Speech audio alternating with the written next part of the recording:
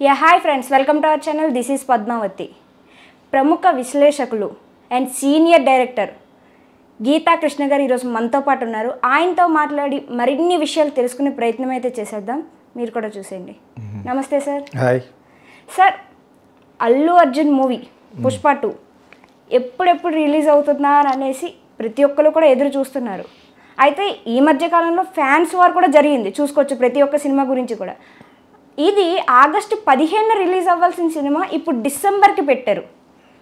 దీని వెనకతలు ఏం కారణం అయి ఉంటుందంటారు? కొంతమంది ఏమో రాజకీయ పరంగా అంటున్నారు, కానీ సినిమాకి సంబంధించిన వాళ్ళేమో స్క్రిప్ట్ పరంగానే అంటున్నారు.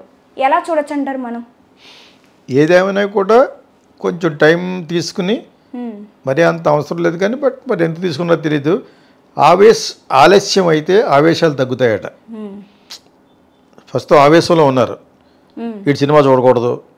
నేను ఏమన్నా ఎప్పుడన్నా మాట్లాడాను కింద, నేను ఎవరి గురించి బ్యాడ్ మాట్లాడకుండా ఎవరి గురించి గుడ్ మాట్లాడకుండా మాట్లాడతాను సాధారణంగా.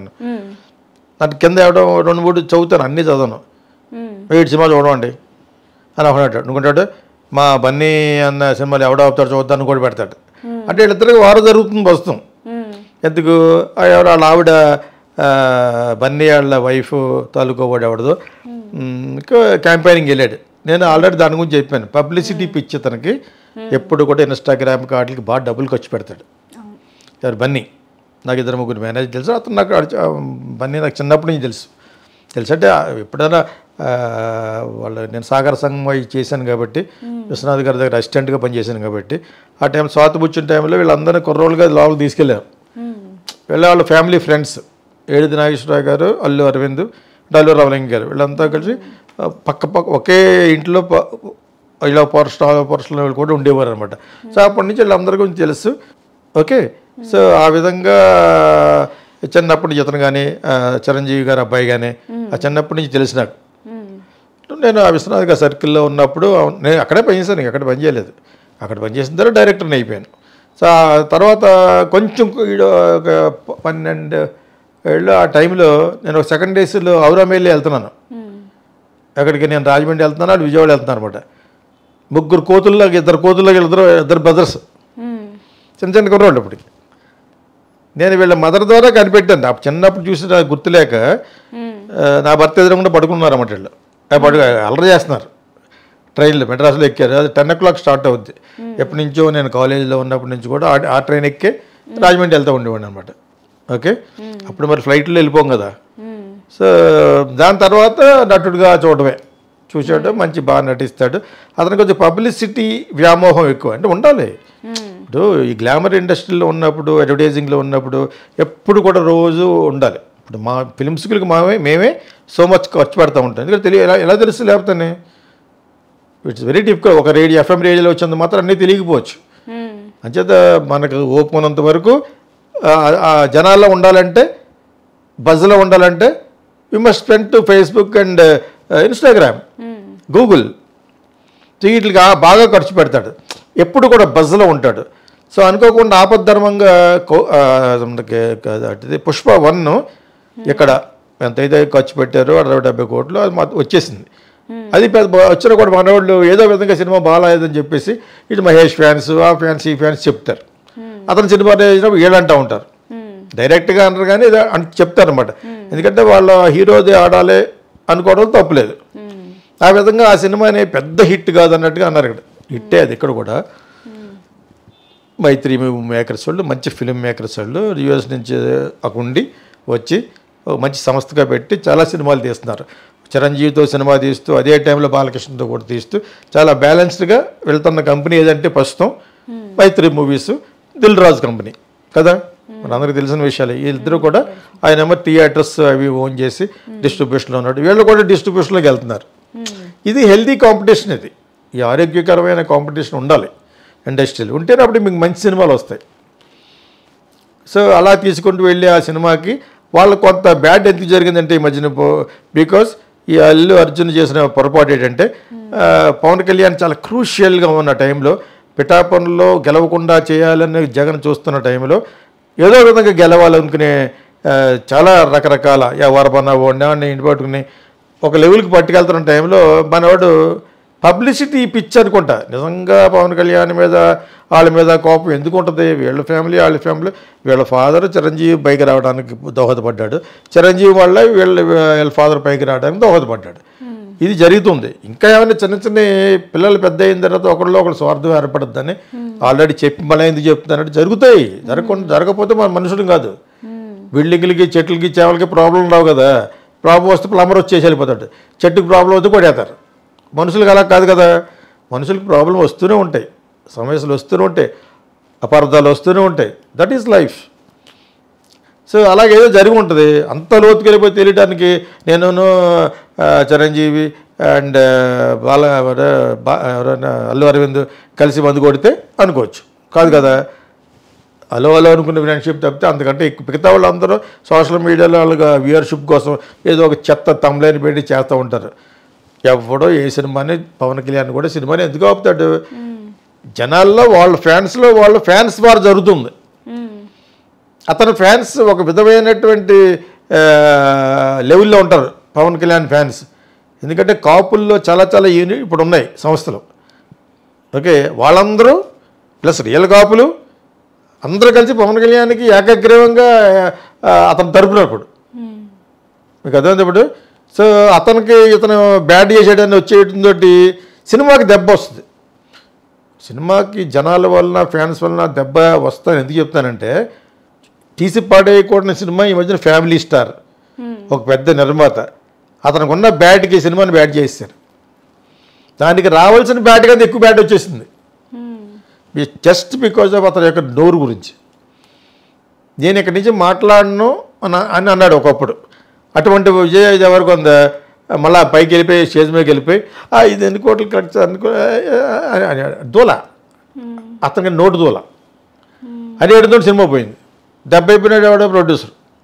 అతను కాబట్టి తట్టుకున్నాడు. అతను ఆల్రెడీ చాలా ఎస్టాబ్లిష్డ్ థియేటర్స్ అన్నీ ఉన్నాయి, ఒక లెవెల్ నుంచి పైకి వచ్చి అన్నీ చూసాడు కాబట్టి తట్టుకు మిగతా ఇంకోటి ఆవిడ దెబ్బ అయిపోతాడు. సో ఇతను మాట్లాడకుండా ఉండిపోయి ఈ సినిమా ఆడిన తర్వాత మాట్లాడతాను నమస్కారం మీరు దిగిపోయి ఉంటే ఎక్కడికో వెళ్ళిపోయిన సినిమా. చెడ్డ సినిమా కాదు అది.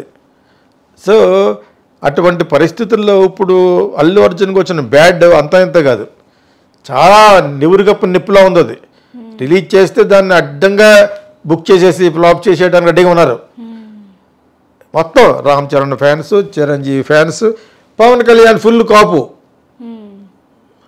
దీనికి భలే దొరికారా అని చెప్పేసి ఈ మిగతా హీరోలు ఉన్నారు కదా వాళ్ళు కూడా కలిసిపోతారు. ఏమవుద్ది అప్పుడు మీకు? అన్ని వర్గాలే కలిసిపోయి సినిమాను చూడకుండా బ్యాడ్ చేసేసి చూసిన మన్నాడే బ్యాడ్ నిజంగా బ్యాడ్గా లేకపోయినా కూడా అలా చేయకూడదు. బ్యాడ్గా ఉంటేనే బ్యాడ్ చెప్పాలి, కానీ ఇక్కడ చేస్తారు. ఇక్కడ ఫ్యాన్స్ కాబట్టి నువ్వు చిరంజీవి వల్ల పైకి వచ్చారు అంతా అని చెప్పేసి ఇన్సల్టింగ్గా పెట్టేస్తారు. ఈ మధ్యన తమిళైన్స్ పెట్టేస్తారు. ఎవరో పవన్ కళ్యాణ్కి మెహర్బానీ చేయడం కోసం అలా పెట్టారు, తప్పు అది. అల్లు అరవింద్ కోఆపరేషన్ తోటి చిరంజీవికి బాగా జరిగింది, మంచి జరిగింది. చిరంజీవి కోఆపరేషన్ తోటి ఇతను మంచి జరిగింది. అలా జరుగుతూ వచ్చిందని వీళ్ళు ఏదో విధంగా సోషల్ మీడియాలో తమిళని పెట్టేసి నరికేశారు. ఎంత పెట్రోల్ వేయాలో అంత వేస్తారు మంటలో. ఈ టైంలో రిలీజ్ అవ్వడం మంచిది కాదు. కానీ వాళ్ళు దీని గురించి మేము చేయట్లేదు, కొంచెం ఆలస్యం అయితే ఆవేశాలు తగ్గుతాయి నల్లడోటి చెప్పాడు కదా, దాని గురించి అలా అనరాళ్ళు. టెక్నికల్ ప్రాబ్లం ఏదో ఉంది చేస్తూ ఉంటారు. యాక్చువల్గా అయితే సినిమా అయిపోయింది అనుకుంటుంది, అయిపోయింది, చాలా బాగా వచ్చి ఉండాలి కూడా. ఎందుకంటే దానికి ఉన్న ఎక్స్పెక్టేషన్స్ పాన్ ఇండియాలో ఎక్కువ అయిపోయింది. ఇప్పుడు ఇతను ఆపద్ధర్మంగా పాన్ ఇండియా అయిపోయాడు, ప్రజలు నచ్చి మెచ్చే యాక్టర్ అయిపోయాడు అనుకోకుండా పుష్ప 1 తోటి. ఇప్పుడు దానికంటే డెఫినెట్గా బాగా తీసుంటారు. ఏమన్నా బాగా తీయపోయినా అప్పుడప్పుడు రీషూట్ కూడా చేయగలరు తప్పితే, ఎందుకంటే చేయను అనే ప్రొడ్యూసర్ కాదు అతను. ఫెంటాస్టిక్ పీపుల్ వాళ్ళు. సో అలా చేసి ఉంటారు. సినిమా డెఫినెట్గా బాగుంటుందని నేను అనుకుంటున్నాను. ఓకే, ఒక్కొక్కసారి అప్పటికప్పుడు రిలీజ్ అయిన సినిమాలు క్రిమినల్, ఆ సినిమాలో అప్పుడు కొంత ఇన్ఫ్లుయెన్స్ అయిపోయారని విన్నాను నేను. ఆ సినిమా ఈ సినిమా అందులో కొంతమందిని గంతో చంపేశాడు, అందులో కొంతమందిని నరికేశాడు అంటే అడేదో తీశాడు, సినిమా చూశారు. అంతకుముందు సినిమా బాగా ఆడింది కాబట్టి కబీర్ సింగ్, ఎవరు అతను సందీప్ వంగ రెడ్డి అతను, అది మళ్ళీ మన వాళ్ళు గొరిగించుకోకూడదు అని చెప్పేసి వాళ్ళంటే అయిపోయింది. కానీ సినిమా ఇంకా వర్క్ ఉంది అనే చెప్తారు తప్పితే, ఇప్పుడు మిగతా అందరు ఫ్యాన్స్ కలిసి బన్నీ మీద పడ్డారు అందుచేత మేము భయపడతాం అని చెప్తే నిజం అనుకుంటారు ప్రజలు. వారు నిజంగా ఈ డిసెంబర్ వరకు వెళ్ళి అంతటా అలా ఎవరు తీస్తే ఏముంటుంది సినిమాలోనూ 2.5 గంటలు సినిమా చేయడానికి ఇంకా మన కలికి చేసిన అబద్ధంలా ఉంటుంది. తీసింది ఇంత సినిమాను ఎప్పుడో 40 ఏళ్ల క్రితం వచ్చిన స్టార్ వార్స్లో సగం తీశారు. దాన్ని పట్టుకుని రామాయణాలు ఇంటలెక్చువల్ ఇంటర్ప్రిటేషన్ ఇచ్చినట్టు చేస్తే నేను మొన్న అలా డోంట్ డూ దట్ అన్నట్టుగా ఇచ్చాను. ఛానల్స్ అందరూ కూడా డబ్బులు ఇచ్చారట, చాలా మొత్తం యూట్యూబ్ ఛానల్స్ కానీ కానీ. సో వీళ్ళు అలాగే ఇవ్వాల్సిన అవసరం లేదు, అయినా ఇస్తారు వీళ్ళు. మామూలుగానే పబ్లిసిటీ పిచ్చాడు అతను. అంటే ప్రొడ్యూసర్ మాట తక్కువ తిన్నట్టు ప్రొడ్యూసర్కి ఇస్తేనే డబ్బులు వస్తాయి. కొనుక్కున్నవాడు 4 డబ్బులు అనుకున్న దానికంటే ఎక్కువ వస్తేనే నెక్స్ట్ సినిమా ఎక్కడికి వెళ్ళిపోతుంది. థియేటర్లో కలెక్ట్ చేసిన డబ్బులు ప్రొడ్యూసర్ రావు, అమ్మకపోతే తప్పితే. అది చాలా ఇన్ఫ్రాస్ట్రక్చర్ చేయాలి దాన్ని. అంచేత వీళ్ళ చేతులు కడిగేసుకోవడం అవుట్రేట్గా అమ్మేస్తారు. ఇప్పుడు పాన్ ఇండియా కాబట్టి స్టేట్ వైజ్ అమ్మేస్తారు. వాడెవడో మనోజ్ దేశాయ్ ఏమన్నట్టు బాంబే అటు సైడ్ అంతా మహారాష్ట్ర అంతా రిలీజ్ చేసి పెడతాడు. ఆ విధంగా వీళ్ళకి ఆల్రెడీ నార్త్లో బాగా ఎంజాయ్ చేసిన వాళ్ళు ఉన్నారు, వాళ్ళు దాహంతో ఉన్నారు ఎప్పుడు రిలీజ్ చేస్తారని. ఇక్కడ ఈ లోకల్ ఇష్యూ వచ్చిందని చెప్పి ఇది చెప్పుంటారు వాళ్ళు. మరి ఇక్కడ కాకుండా మిగతా చోట ఆడేస్తుంది. మిగతా చోట పవన్ కళ్యాణ్ ఎవరికి తెలుసు? తెలియదు కాదు. వాళ్ళ బాగా అవుతాడు, వాటికి తను చేయలేదని ఎవరికి తెలియదు కాబట్టి. కానీ మన స్టేట్లో కూడా హిట్ అయ్యే సినిమాని ఈ చిన్న అపవాదు కూడా ఎందుకు చేయాలనే దానికోసం ఆలస్యం చేయొచ్చు. ఆలస్యం చేయడం మంచిదే, ఇట్ ఈస్ గుడ్ ఆల్సో. ఆ విధంగా కూడా కాకపోతే వీళ్ళ తమ్ములని పెట్టుకున్న వాళ్ళు ఇప్పుడు అదిలారు ఉప ముఖ్యమంత్రి అయిపోయాడు, సక్సెస్లో ఉన్నాడు, 21 సీట్లు గెలిచాడు. Is in top position, top of the వరల్డ్లో ఉన్నాడు ఎవరు? పవన్ కళ్యాణ్. ప్లస్ వాళ్ళ కజిన్స్ అందరూ అయిపోవడం, ఆడెవడో ఏదో ట్విట్టర్లో అన్ఫాలో చేశాడని, ఇంకెవడో ఇన్స్టాగ్రామ్లో అన్ఫాలో ఇవన్నీ పెట్టేస్తారు వీళ్ళందరూ చూసినట్టు. పుట్టిందంటే పురుగులు పట్టేసిన టైప్లో ఉంటుంది సోషల్ మీడియా. ఆ విధంగా ఎంత బ్యాడ్ చేయాలో అంత బ్యాడ్ చేస్తారు ఆ సినిమాకి. కానీ అందులో నిజం ఉంది, నిజం లేకపోలేదు, నిజం ఉంది. దాన్ని మర్చిపోవాలంటే కొంత వీళ్ళు లేట్ చేయొచ్చు. June and July and August September October November December is too late. ఈలోగానే మర్చిపోతారు యాక్చువల్గానే. కదా కొంచెం ఎక్కువ పెట్టారనమాట. కొనుక్కునే వాళ్ళు కూడా పెద్ద డబ్బులు కదా మరి, ఎక్కువ పెట్టి కొనుక్కుని ఉంటారు. అంచేత సర్లే అంటారు అనమాట. సాధారణంగా వాళ్ళ పక్క నుంచి రావు. కాకపోతే పెట్టుబడి పెట్టిన వాళ్ళకి వడ్డీపోతుంది. 100 కోట్ల మీద మరి ఇంట్రెస్ట్ చాలా పోతుంది కదా. నువ్వు 18% అనుకున్నా కూడా ఎక్కువ అవుతుంది. 18% రూపాయన్నర. చాలా చిన్న సినిమాలకి అయితే 24, 36 కూడా ఇస్తారు. వాళ్ళు అక్కడ తీసుకోకుండా ఎందుకుంటారు? బయట వాళ్ళు తీసుకుంటాక ఇచ్చేవాళ్ళు కూడా ఉన్నారు ఇక్కడ. శోభన్ బాబు అని, లైకాస్ అని చాలామంది ఉన్నారు. పెద్ద కంపెనీలు ఉన్నాయి యాక్చువల్గా, కార్పొరేట్ కంపెనీస్ ఉన్నాయి. ఇండిపెండెంట్గా కూడా రెగ్యులర్గా ఇచ్చేవాళ్ళు ఉన్నారు. ఒక 56-60 సంవత్సరాల నుంచి ఇచ్చేవాళ్ళు ఉంటారు అనమాట. సో వాళ్ళు ఎవరిచ్చారో తెలియదు కానీ నాకు, నేను ఇన్ జనరల్గా చెప్తున్నాను యాక్చువల్గాను. దానికి ఈ వడ్డీ లాంటిది దెబ్బ కొడుద్ది డెఫినెట్గా. వాళ్ళు ఆల్రెడీ ఎక్కడైనా అడ్వాన్స్ తీసుకుంటే తిరిగి ఇచ్చేయచ్చు మీకు. అదే దిస్ ఇస్ బిజినెస్. ఇది తెలియాలి జనాలు కూడా. ఊరిని బ్యాట్ చేస్తాం, వీడిని బ్యాట్ చేస్తాం అనుకుంటే ఎఫెక్ట్ అయ్యేది ప్రొడ్యూసర్ ఎఫెక్ట్ అవుతాడు. ప్రొడ్యూసర్ వెనకాల ఫైనాన్షియల్ ఎఫెక్ట్ అవుతారు. సినిమాని కొనుక్కున్న వాళ్ళు అడ్వాన్స్ అవుతారు. సినిమాలు అడ్వాన్స్ ఇచ్చిన వాళ్ళు కూడా వడ్డీ కట్టాలి కదా. ఒక 50 కోట్లు పెట్టి ఒక 2-3 ఏళ్ళ కొనుక్కున్నాడు నార్త్లోను. ఆ 50 కోట్లు ఆడి కాదు, ఎక్కడి నుంచి తెస్తాడు. తెస్తే మరి దానికి వడ్డీ కట్టాలి కదా. ఇలాగ అడ్డంగా ఒక 5-6 నెలలు పోయిందంటే 5-6 నెలల్లో ఆ సినిమా రిలీజ్ అవుతుంది. ఈ 5-6 నెలలకి ఎంత లెక్క అయ్యండి మీరు? ఒక 50 కోట్లకి 30 కోట్లు, 10 కోట్లు, 15 కోట్లు.